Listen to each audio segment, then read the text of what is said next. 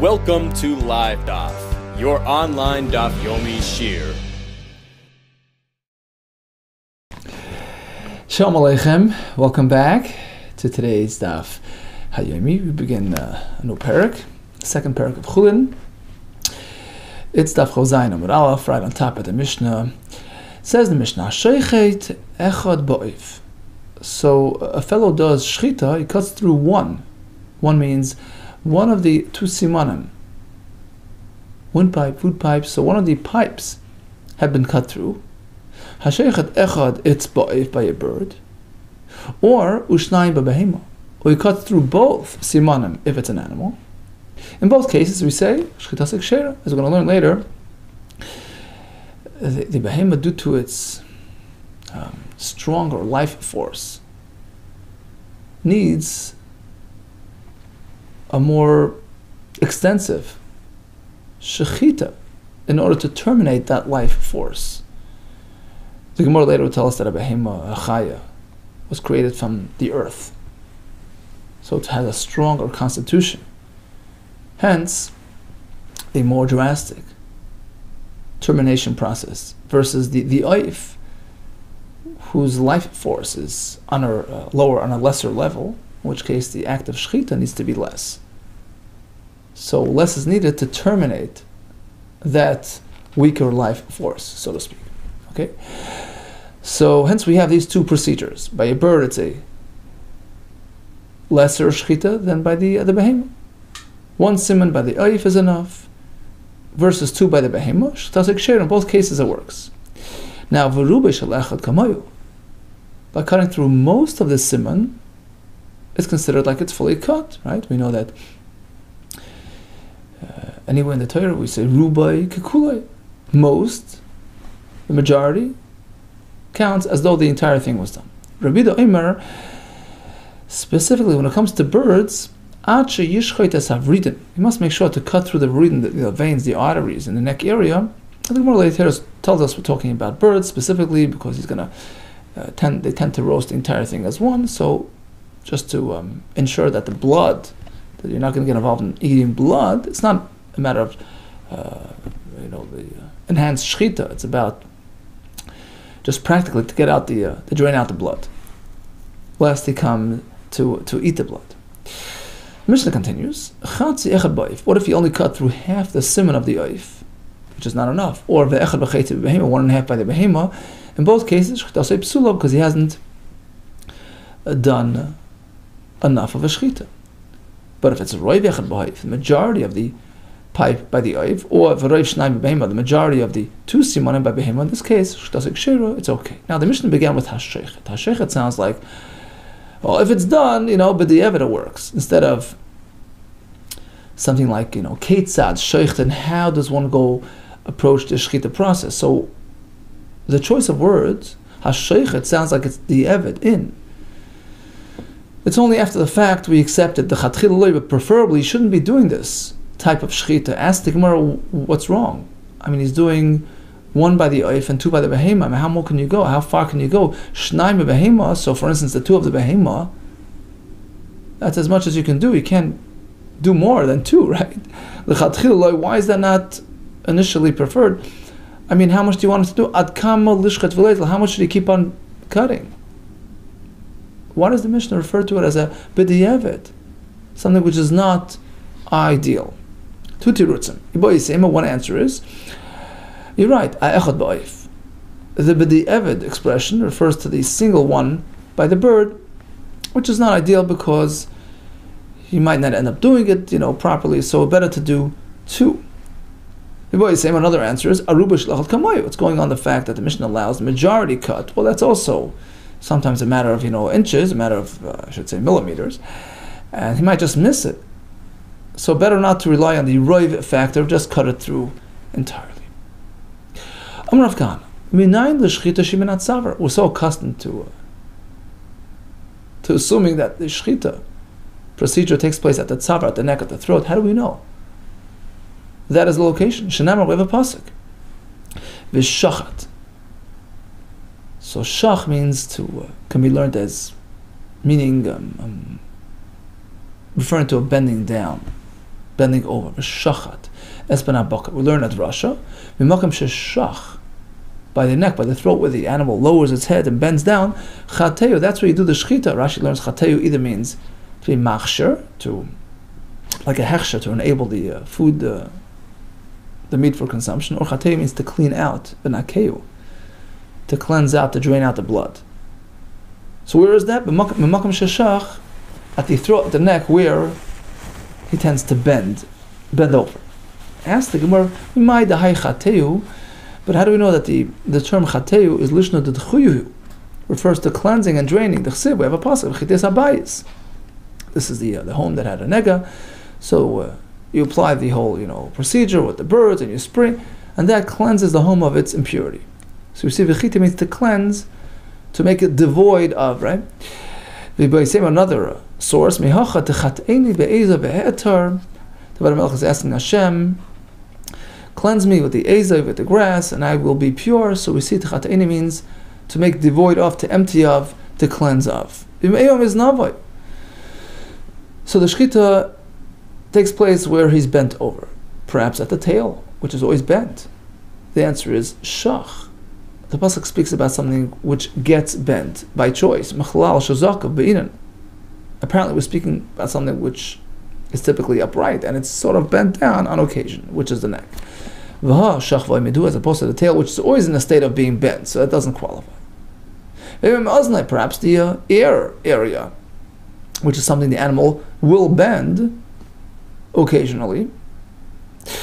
Says the more it can't be at the ear. Because the shchita is meant to produce blood which contains the life force of the animal. Rashi brings, because by kachim we find that they use the blood which is called dam hanefesh, and it's clearly not just residual blood. It has to be blood coming out of the simanim, the arteries, the vein, where it's an expression of the life force of the animal. Veleka, by the ear, you don't have that. Okay, perhaps you cover both areas. You start at the ear to accommodate the shach requirement, and then you cut and cut until you get to the simanim where you access the dam hanefesh. That's an unresolved question. Let's do another question. What about the other requirements of shchita? The other halachis, shehiyah, pausing, right? If one pauses during the shchita, it disqualifies the shchita. So all these halachis, they aren't articulated in the pasuk. Derasa, not to press down too hard. Chalada, not to hide the knife. Hagrama, not to veer out of the range. V'ikar, not to unhinge the simanim. Minala, how do we know those are required elements? Oh, Ella, it must be Gemara. It's learned by way of halacha Moshe Sinai. It was passed down through Moshe Rabbeinu at Sinai. So once that is sourced in Gemara, shchita b'natzav nami Gemara. Likewise, the precise location of shchita, which is at the throat, is also based on Gemara. No, ukrola may also. So why do we need that pasuk of v'shachat? The little shavi gistra, simply to tell us there's no need to cut all the way through to actually decapitate the animal, to cut through the backbone, etc. Just do the simanim and stop. You don't have to go further than that. So you don't need to slice it through. That's the message in the pasuk v'shachat. So again, in terms of precise location, that's Gemara. In terms of the other requirements and halachas, Gemara. The pasuk is telling you, chateu, just do a cut to cleanse, to drain it of its blood, and that's enough. You don't need to cut, to slice it all the way through. Okay, next pasuk. I'll bring you the pasuk regarding the precise location of shchita. The pasuk says v'zavachta, in describing the act of shchita. V'zav, zav means to flow, to trickle. Oh, that's the location of shchita. Mimakim shezav v'chateu. Do the chateu, do the cut at the neck, throat area, which would trigger a flow of blood. My mash madai chateu lishna de mitbur. How do we know that chateu means to break, to cut? T'chsiv al tirav al techas. Don't have fear. Don't be broken. Perhaps at the nostrils, which flow. No, zav al yidei chita ba'inan. The pasuk is telling you that the chita, the cut, will trigger the flow, which is at the neck. V'hai, but this nostril area, zav me'elu, which just flows naturally. So it doesn't qualify. Perhaps injure the heart, which will trigger a flow. V'su, furthermore, what about the other requirements? Shehiyah, the rasa, chalada, hagrama v'ikar, minol. How do we know those requirements? We don't find them mentioned in this pasuk. Ela Gemara. It must be through Gemara. Well, shchita b'natzav, Gemara. Likewise, The shechita at the neck is also Gemara. No, so why do we need this pasuk of Zavachta? Once again, to tell you that it's a limited cut. You don't have to slice it all the way through the Lishabi Gistra. Third pasuk, V'der b'shma'otan, v'shachat. The word v'shachat is spelled with a shin, but it could be read like a sin. Atikir v'shachat, instead of reading v'shachat, ela v'sachat. V'sachat means sach, where he emits his sounds, where he speaks. V'makom shesach, chateu, do the shechita at the neck, mouth area. Maybe we'll shine it perhaps at the tongue, which is instrumental in directing the sounds and formulating his sounds. Rashi brings a Mishnah in Bechiris. V'shenita l'roiv ha-medaber. But l'shoina, even by an animal, the lashon is called a medaber, because it formulates his sounds. So basically, do the shechita there. No, but in dam nefesh. Well, again, the point is to extract dam nefesh, which is not present by the tongue, rather by the neck area. But no, perhaps you cut at the tongue, you start, and then you continue on to the throat area. Vesu. Next question. What about shehiyah? How do we know those halachas? El Gemara must be based on halacha mishmei Sinai. So then back to location as well. Shechita b'natzavar nami. That too is learned from Gemara. No, ukral mayasa. So why do we need the pasuk of Besachat? L'shavi Gistra to tell you don't need to cut him all the way through. Just make a limited cut through the siman. We have now a brayso on Teres Kayhanim that sources the shechita location from a different pasuk. The Sanya, Reb Chia Amar. Minayin l'shechita b'natzavar. How do we know shechita takes place at the throat? Shenamar. We have a pasuk by the Karban Oila. The Kayhanim will set up the part in the Sachem, the cut up parts of the Oila on the Mizbeach. And the pasuk continues and specifies es haroish ves hapader, also the head and also the glaba fat. There's no need to elaborate es haroish ves hapader, because why would I think they're different than the other parts of the animal that are now delivered to the mizbeach? What's the point of this extra pasuk? You would think roish and pader are included, a part of the parts of the animal. Why were they singled out? The answer is like this. I would think perhaps they're not delivered to the mizbeach. Why? Because only the parts of the animal that had been flayed, that had been skinned. The pasuk says v'hifshet es ha'oila, skin the oila, v'nitach, and then cut it up, and then it says deliver the cuts to the mizbeach. Perhaps ainly ela nesachim. Perhaps you only deliver the parts sheyesh l'machlaf shata that had been skinned. What about the head which is not skinned? What about the head of the animal which had been severed by the shechita?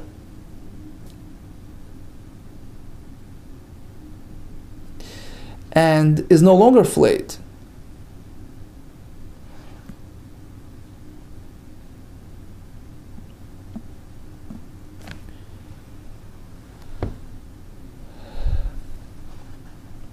Rashi brings the Gemara in Zvachim that the head of the animal is delivered directly to the mizbeach with the hair and the skin.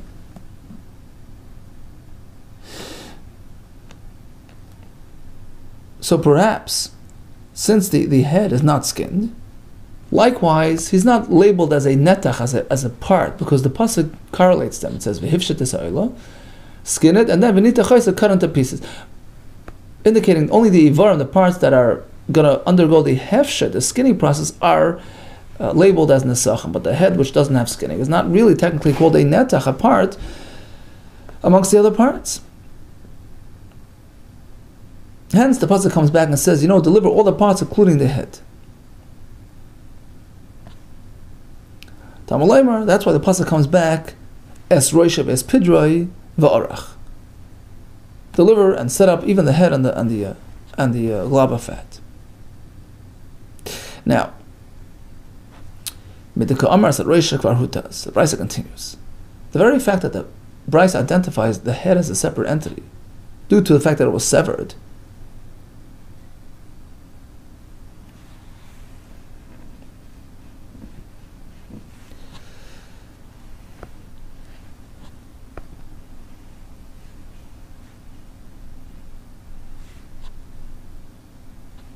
and that separates it from the rest of the animal, which needs hefshet, and this doesn't, right? Because only the rest of the animal, which needs to be cut up, that needs to go through hefsheh, but the head, which is already separate, already its own part, is in a different world, a different category. Midika Amar Sarosh Shigarhuta is the fact that the Brisa sets it apart. Michlal the Shchita ben Atzavar. Clearly, that's where the Shchita is done. Hence, we have a separate head. Okay, so clearly, Shchita takes place at the neck. Fine, so that's the source for the Shchita's location. Now, just a side question on the choice of wording of the Brisa, the choice of psukim. You see, if you look back at the lashon of the Brisa, it's interesting. The Brisa sort of shifts in terms of the psukim that it brings. Initially, the Brisa says, "What's the point of the words as a rosh v'sapader?" Oh, because otherwise I wouldn't know that the head is included. And the Brisa comes back with a different pasuk, similar wording but a slightly different pasuk. It says Talmud es rosh es pidroi, which is a totally different pasuk. One is pasuk ches and one is pasuk gid beis. So why this shift? So the Tana pasach b'rosh pater began with presenting the first pasuk, Messiah, and concluded with a different pasuk b'rosh pidroi. Harikam, the Brisa means like this. First, the basic question. How do we know that the head, despite the fact that it's been severed, still will be arranged on the Mizbeach? Okay, so that's for that. Now, now what about the next pasuk? The next reference. Why does the pasuk refer to Rosh Pidroi as separate again? What's the message here? The science needed for a whole different thing. To teach you how to arrange it. In what format do you deliver it? How do we know that the Rosh and Padar are delivered before the rest of the animal? First comes the Rosh and the Pidroi, and then, right? First you set that up for Arach, and then the rest. Okay, so we're addressing two different things. Number one, that you delivered it, period. And number two, it comes first. We turn to days. So we understand why the Torah has to call out the Rosh by name, because perhaps I would think it's in a different category. But why call out the Padar, the fat? Fat is just like any other part of the animal. Of course, it's delivered to the Mizbeach. Upeder kama, the Kos Rachman Alamali. So the first Padar, right, in the first pasuk, what's the point of mentioning Padar? Of course, it's delivered to the Mizbeach. It's needed as follows. How does he deliver the head? He takes the Padar, the glob of fat, and covers the cut on the head, the beis hashchita, and that's how he delivers it to the Mizbeach. Derech kavod shel mal, in a way that's respectful for the Shechina, for the Mizbeach. And that's what the pasuk is teaching. Package it together and bring it up as one. Continues the Gemara. Still on the search for the source of the Mokem Hashchita, V'hai Tana. Actually, the following Tana, Ma'islam Yahacha, has the following source, which teaches us the Mokem Hashchita, the Sanya. This is the pasuk in the discussion about tumah. So an animal that dies is an avela. If you touch it or carry it, you become tummy. A bird as well has similar halachas. And the pasuk seems to bundle them together. This is the procedure applicable to beim and oif. But they're so far apart; they're not comparable. Why the Torah packaging them together? Now, with respect to which procedure, which halachas? Shavsa behema la'oif is a behema similar to oif, and vice versa, v'oivel behema. They're so different in terms of their ability to be matame. Look, a behema, when he dies, matame b'magav b'masa, transmits tumah by way of touching it, by way of carrying it. That doesn't apply to a bird. Oif eini matame b'magav b'masa. On the other hand, oif has his own unique way of imparting tumah. Matame b'gadam b'sabli. If one swallows a dead bird, for the kosher dead bird, while he's swallowing it, his begadim become tummy. That's how he gets tumah, which is not something that applies to a behema. Behema ain't a matam begadim besabliya. So why does the Torah link them? They're so different.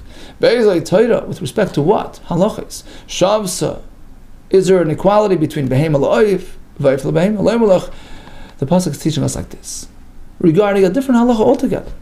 Ma behema b'shchita, af oif b'shchita, just like you do shchita on a behema. How do we know? Says Rashi. Look in the pasuk in Vayikra Aleph. V'shachat has been abakar. You do shchita on the oila, and presumably it's not considered a dead animal. It's not metame, otherwise it's not a carbon, right? So, the fact that shchita is successful for a behema, now we draw that over to the oif as well. Again, so ma behema b'shchita, just shchita is the appropriate procedure for the behema, af oif b'shchita, likewise for the oif. Okay, so we're going to compare it, perhaps compare it all the way. So perhaps just like by the behema, you have to do a full cut through the two, most of the two pipes. How do we know? Rashi brings, based on the earlier pasuk, which speaks about the head of the oila being severed, so apparently it's a full severance. So maybe af oif b'shchita, af kan b'reiv shnayim, perhaps by the bird as well, you need two. Simanim tamalaymar. Zois, right? Zois, teiras amem va'oif. Zois is a limiting term. No. A behemoth needs a full cut, but not a bird. But we haven't yet discovered the location. Here comes Rabbi Lezer Omer. Be'ezay Torah, he asks the same question. Be'ezay Torah shavsa behemoth loif. With respect to what? Is the behemoth comparable to the oif and vice versa? Loim love to tell you. Ma oif yachshera min atzaver, just like by a bird, we know for a fact. You do the shchita min atzaver, you enable it from the tzaver, Rashi says, malika. We know that malika is at the back of the neck. Likewise, the procedure applied to behema is a similar procedure, in a similar location at the throat, at the neck. Well, if they're comparable, compare them all the way. So just like by the bird, it's mimul oiref, which is the section of the back of the neck, which is near the back of the head. Afkan mimul oiref, perhaps the shchita of an animal also takes place at that location. Malika is a specific, exclusive process by the bird. Only by the bird it's done on the back. As opposed to the shchita by the behema, which is not at the back of the neck, rather at the front. One last question. So basically, according to Rabbi Lezer, rather than the oif learning from the behema, it's the behema learning from the oif. So the given is the oif, because the malika is the neck area, and the behema as well has to be shechted over there. So what's the point of the word zois in the pasuk? Ilav zois, if not for zois, I would say, compare the behemoth to the oif all the way. Ma'oif b'siman echad, just like the oif is shechted by one siman. Af behemoth b'siman echad. How do we know, by the way? So Rashi brings, because by the malika of the chatas bird, we see v'layata, you don't fully separate, it's only one siman. So I would think the same applies to a shchita of an animal. Af behemoth b'siman echad. Oh, because Rachmana zois, comes the word zois, it says no. This limitation is limited to a oif. Only by the oif. One siman is enough, but the behemoth requires two. Okay, so at this point we have no less than 5, right, sources for the makam hashchita. We have makam sheshach, we have makam shezav, we have makam shesach, we have the raya from the roish of the oilam, and now we have the comparison between the behema and the oif. Tani bar kapara. So we have that pasuk again, Zois Teiras Behema va'oif. Okay, so the pasuk relates to behema and oif, and then continues on to speak about fish. So you have behema on one side, fish on the other, and oif in the middle. What's the message? Hital hakos of la'oif, the Torah placed, inserted birds, between the behemas and the fish. Now we know a behema needs a full shchita of 2 simanim. We know that a fish doesn't even need shchita at all. You just gather it, you take it out of the water, you detach it from its life source, which is water. Rambam Pirsha Mishnah says that the dagim are miyisoid hamayim. They're primarily water.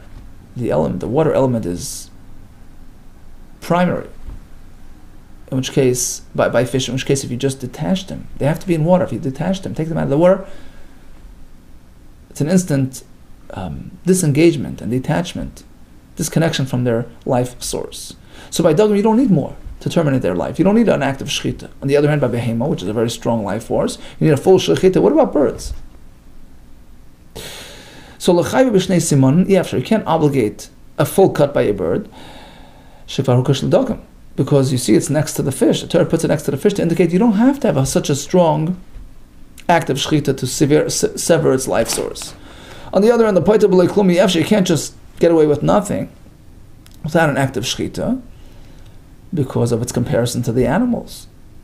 Shekvar hukash lebehema. Okay, so what do?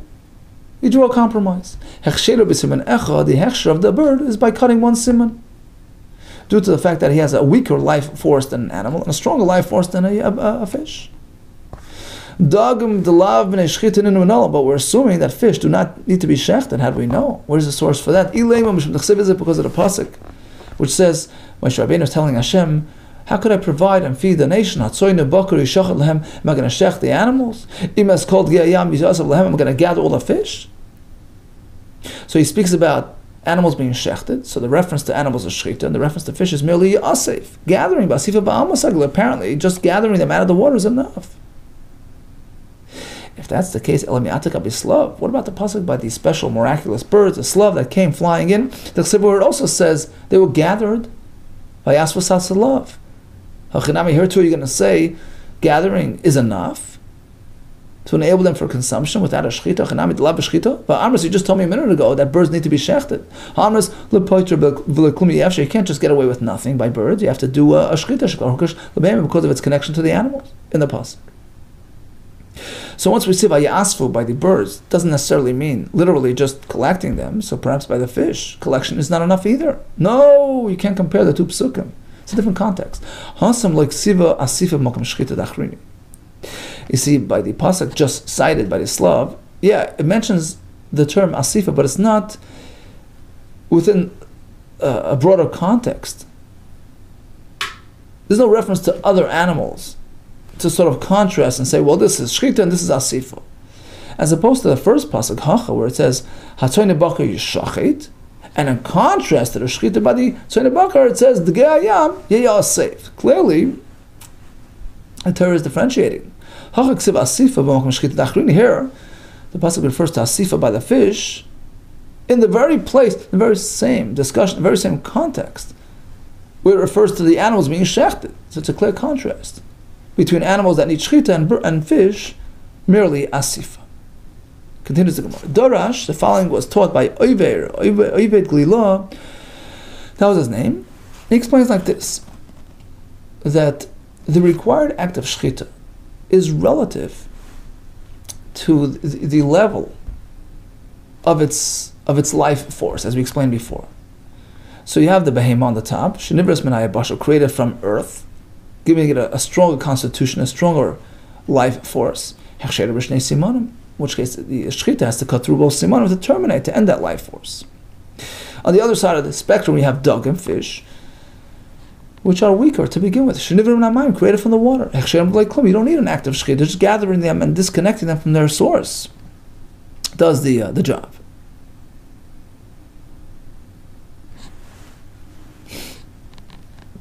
Rashi says, "Minei abasha," by the animals. The animals coming from the abasha, stronger chiyus, as opposed to the fish. What about the bird, the fowl? Fowl is somewhere in between. Created from mud, which is a mix of both of these elements, the earth and the water.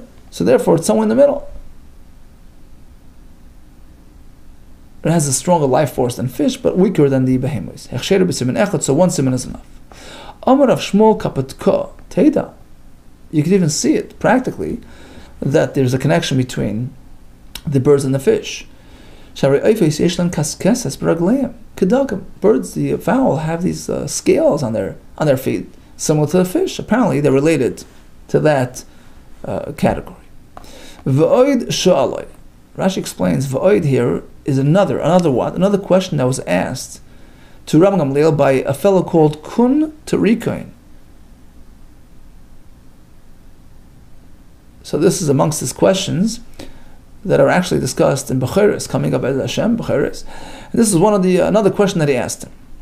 We have one pasuk. We seem to have a contradiction in Parshas Bereshis regarding Hashem's creating the various elements and creatures. We have one pasuk.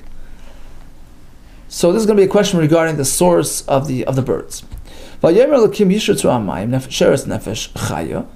Hashem created all these creatures plus the fowl, the birds, the flying entities from the mayim. Right? Alma Mai Ivra, apparently they were created from water. Uksiv, we have another pasuk, they were created from land. Vayetzer Hashem Elokim min Adama, Kol Chayis HaSader, all the Chayis were created out of the Adama. And guess what? Veskol Ev HaShamayim as well. So here the birds are coming from the Adama. Alma Mi'ar Ivra, apparently they were created from the Adama, from the earth. So which one? Amar Min Rakak Nivru. You're right. You're right and you're right. Rakak is a mix between Mayim and Yabasha. Earth and water. That was his answer. Now the Talmidim who were present were sort of wondering, were expressing this wonderment at his answer. It seemed like far-fetched to them. Ra Talmidim, so Ram Gamliel notices Talmidim sitting there, sort of looking at it, gazing at each other, and with questionable expressions. Amalim, he says to them, "What's the big deal? Kosher beinechem shadachisi as ayvi bekash." You finding it hard, difficult that I just pushed away my enemy, my challenger, with a piece of straw? Meaning, what I answered him wasn't really legitimate. It was just to get him out of the way. I gave him something which was plausible to him, but in reality, ben hamayim nivra, you should know really the birds were created from mayim only. And although the second pasuk does relate to the Adama, the answer is the reference to the birds in the second pasuk is not in terms of their life source. Rather, it relates to the second part of the pasuk. The pasuk continues that he brought them to Adam to name them. So the reference to the birds is not for the first part of the pasuk. Rather, the second part, they were delivered to Adam Rishon to give them name. But in terms of where they're created from water, primarily from water. Now, some have a different version of his response. That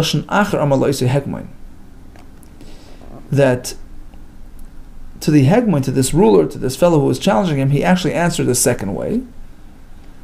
But to his talmidim, he answered truthfully, like the first approach, which is birds are somewhere in between, they're created from this muddy material. Because the fact is, in the second pasuk, it says Oif Hashamayim after Vayitzer.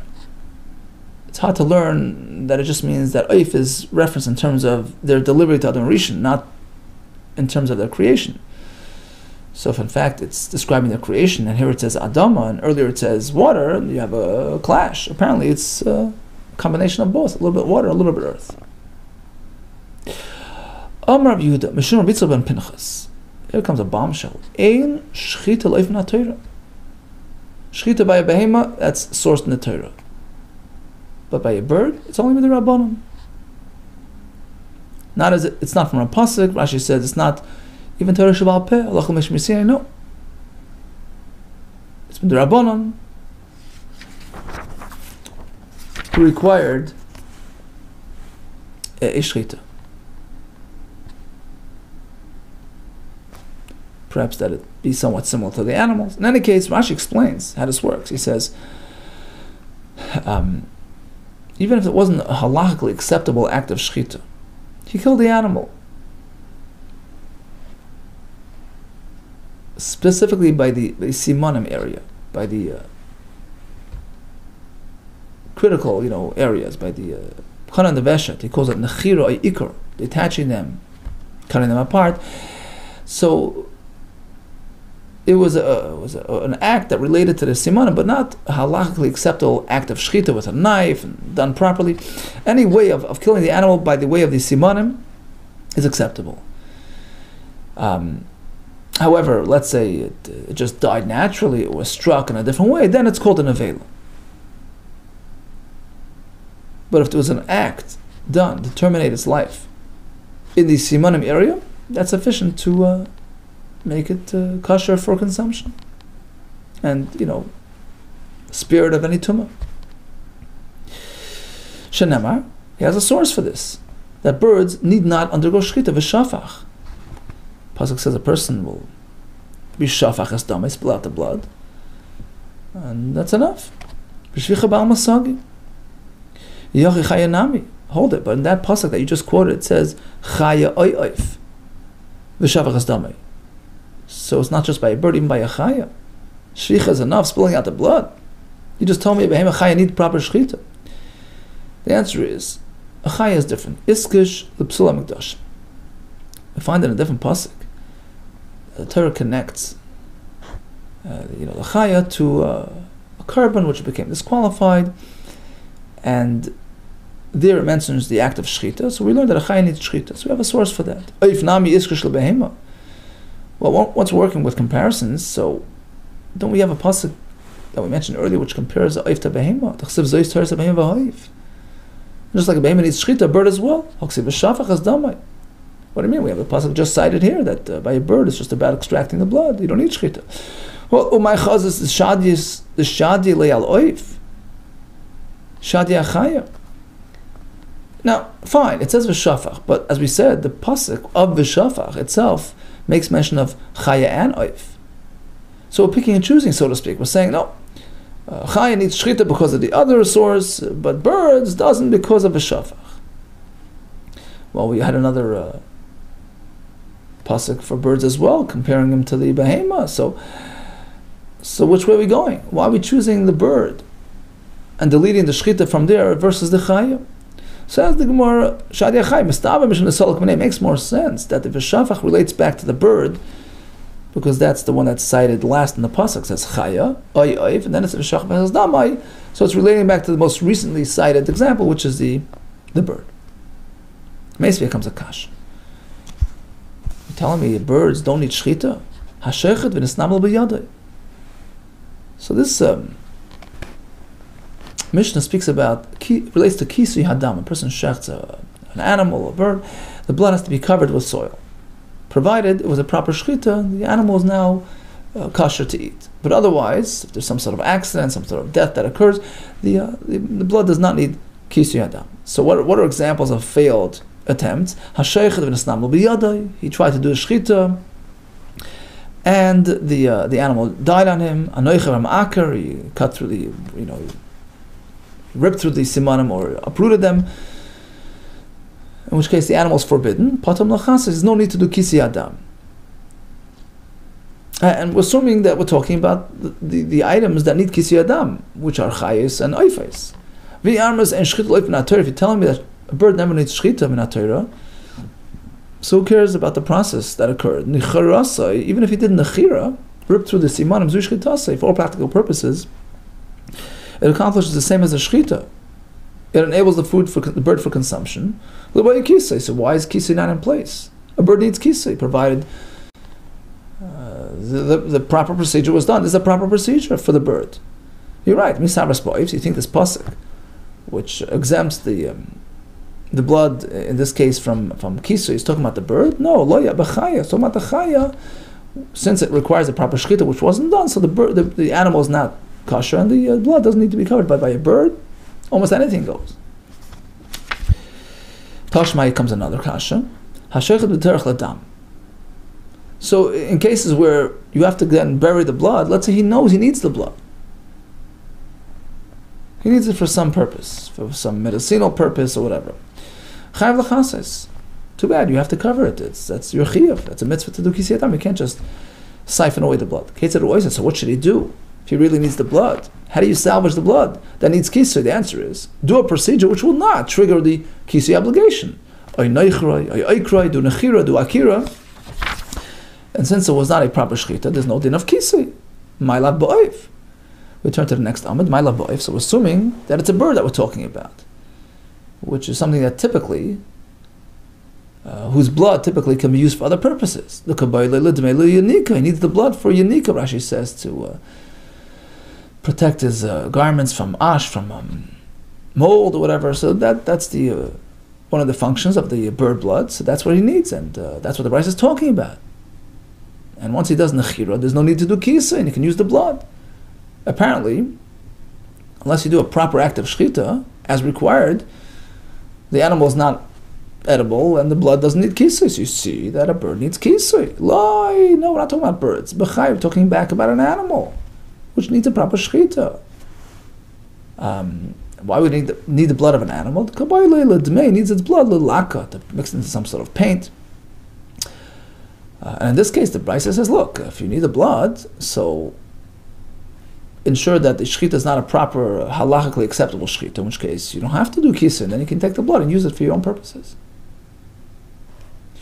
Okay, so we haven't really disproven, Rabbi Yehuda's halacha, who holds that ein shechita loif min ha-Torah, it's only the Rabbanan, which we discussed in greater length tomorrow, B'ez Hashem. So in the meantime, we have the basic halacha of the shechita by the behema and shechita by the bird in terms of how much you need to cut. By behema it's 2 simanim, by the bird it's 1 siman, by a fish it's just asifa ba'alma, which, as we explained, is relative to their inherent life force, which needs to be terminated through this act. The simanim that need to be cut through, technically only roiv is required, but as the Gemara says, it's not recommended. Ideally you should cut more to ensure a proper shechita. How do we know that shechita is min ha-tzavar? We have no less than 5 sources, but ultimately the Gemara says it's really Gemara, it's halach mishmei Sinai, the location, the specifics.